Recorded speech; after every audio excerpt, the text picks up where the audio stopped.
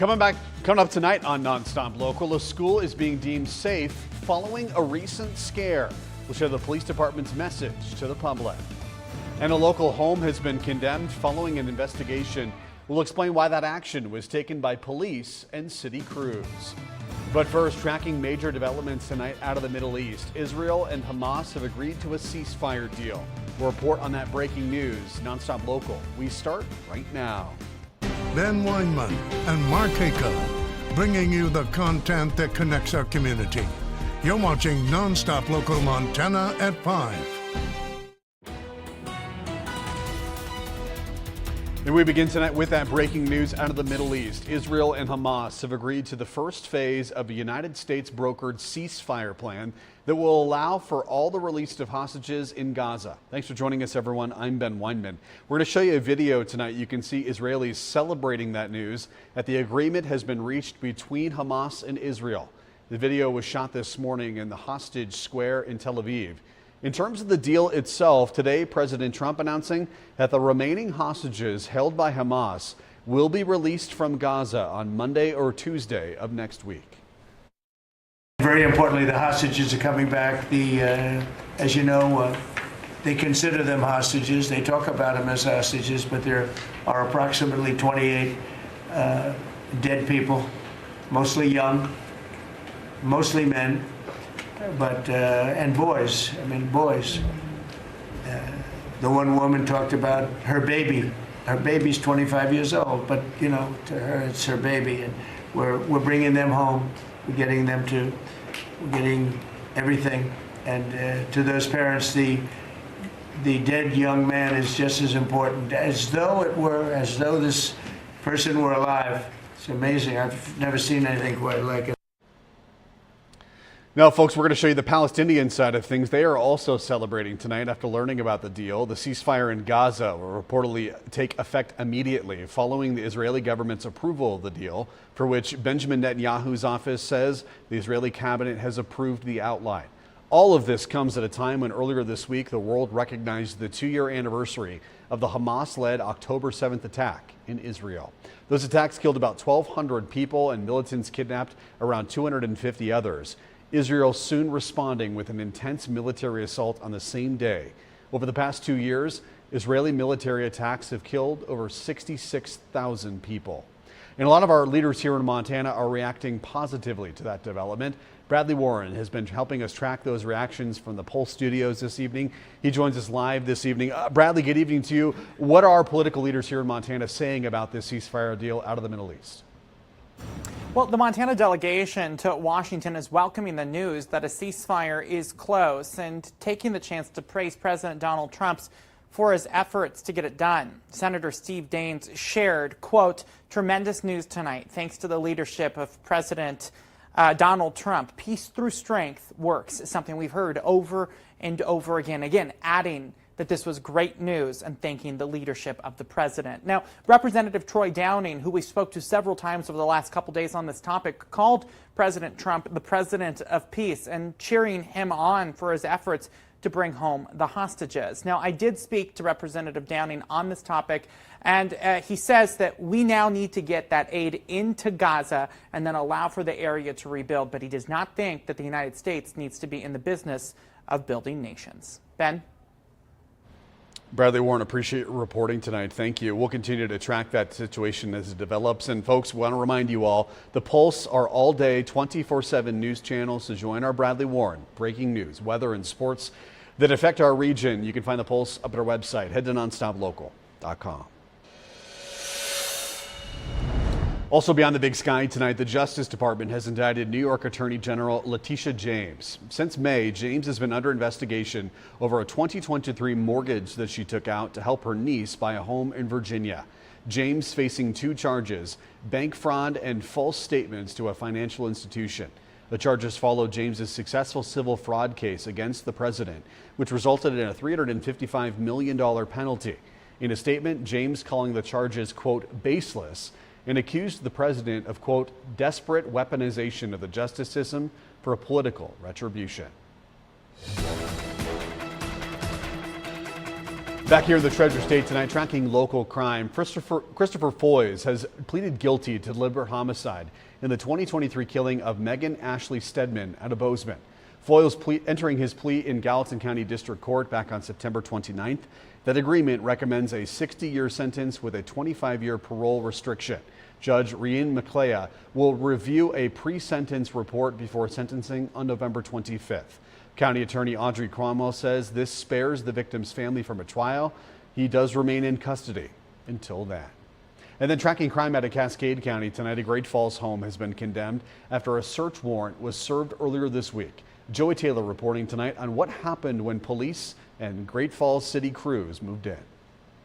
I'm on 3rd Avenue South, where one house has been the source of multiple criminal complaints. Just days after crews moved in, the house now sits empty, boarded up, and marked with no trespassing signs. Just after 10 a.m., Great Falls Police joined fire rescue and city codes enforcement to secure and search the property. Police say their presence was requested because of the number of complaints tied to the home and the number of people expected to be inside. Once officers secured the area, crews went through the property. By the end, it was condemned and locked up with no trespassing signs clearly posted. While no one was arrested during the warrant's execution, GFPD tells me as of this morning, 3 have been arrested and a 4th has been cited for criminal trespass. Police, neighbors, and city staff will keep monitoring the property to make sure no more illegal activity takes place here. GFPD says that this is an ongoing effort to address problematic properties in the community. I'm Joey Taylor, NonStop Local.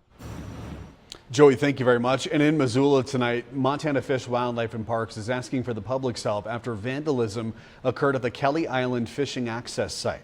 Game wardens tell us these 3 individuals shown here forced open the automatic gate in the wrong direction, resulting in both control arms breaking back on September 21st around 10:30 in the evening. If you have any tips, please contact Warden Brady Rhoda. The number you want to call, you see it right there, 406-481-5826. And in continuing coverage tonight, we're talking about the case that involved the Billings Police Department and a local homeowner. According to BPD, they're sharing footage from a raid that happened last month, which left the owner of the property crying foul play.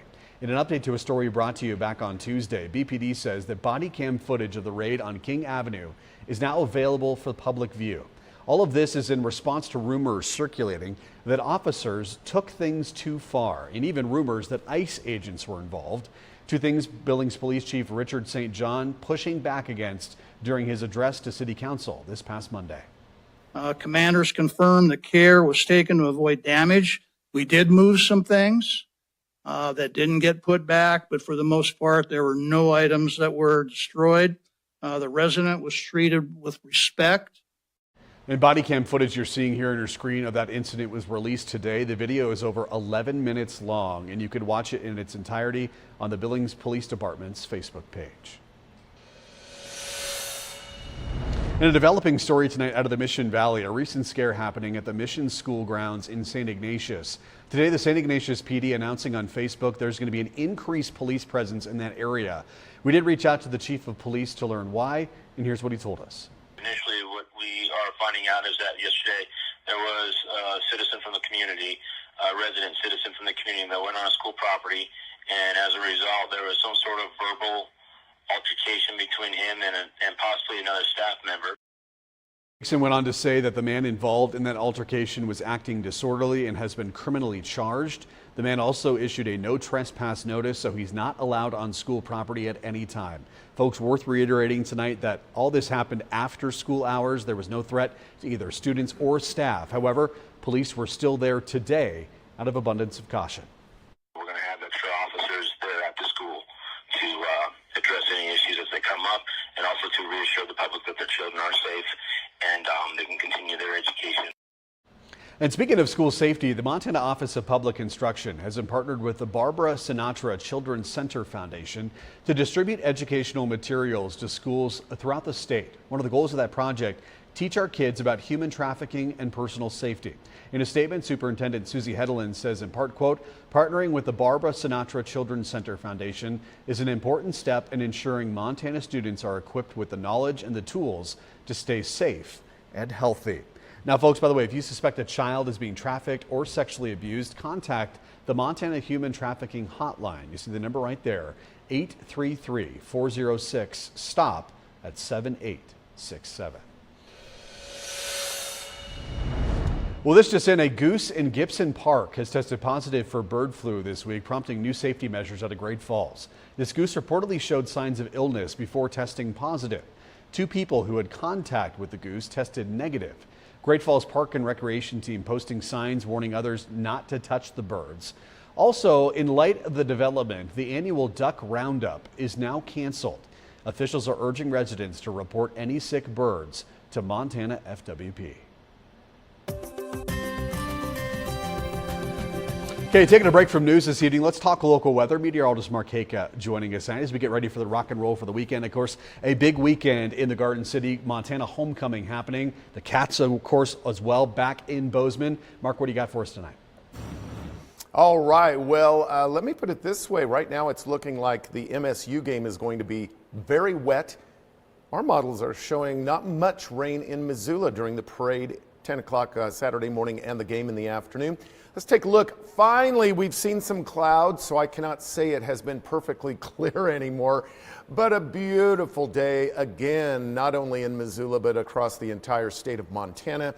And hey, enjoy this weather because we have major changes coming our way this weekend, especially by Sunday, Monday, and Tuesday. Isn't that just great, that shot there at downtown Missoula, as seen on the Stockman Bank City Cam? 71. That's more than 10 degrees warmer than normal. Missoula, 67 Billings, 63 Great Falls, 72 in Bozeman, 71 in Glasgow. Here's your game forecast. Good chance of rain as Idaho State visits MSU. We're going to have winds becoming west-southwesterly, but the good news is it's going to be mild, 67 for a high at halftime. I really am looking very positively at the Grizz as Cal Poly visits. There's a chance of showers, but I really think it's going to remain mainly dry. Temperatures warming into the lower 60s by halftime. So there you have it. All right, I'm going to go through this very quickly, but I just want to stress we have major changes toward cold weather by Sunday. Look at the temperatures here, 70 to 42 in 48 hours. And I'll get through this here. I'm going, producers, directors, I'm getting there. Go over to Glasgow, Miles City, and Billings. All right, I'll elaborate on that major change coming up. Mark, thank you very much. Continue to track the state of that grass fire that's burning right below Flathead Lake in the Jeffy, Montana area. It's near Polson. Today, we're learning that that fire, thankfully, has been contained. The coverage of that fire began yesterday when the Polson Rural Fire District announced that they were responding to the fire and are actually evacuating homes off of Pine Hill in Jetty Lake. Jetty is a census-designated place in Lake County. It's about a 5-minute drive away from Polson. In an update shared this morning, we learned the fire is now considered contained. The blaze was held to 5 acres. The cause remains under investigation. And new information for you tonight, learning more about a recent structure fire out of Butte. The Butte Silverbow Fire Department says just before 6:15 yesterday morning, they got a call reporting that fire along the 400 block of East Park Street. And when their team arrived, they found a detached garage engulfed in flames. The team worked together to contain the blaze. The cause remains under investigation. Thankfully, no injuries were reported.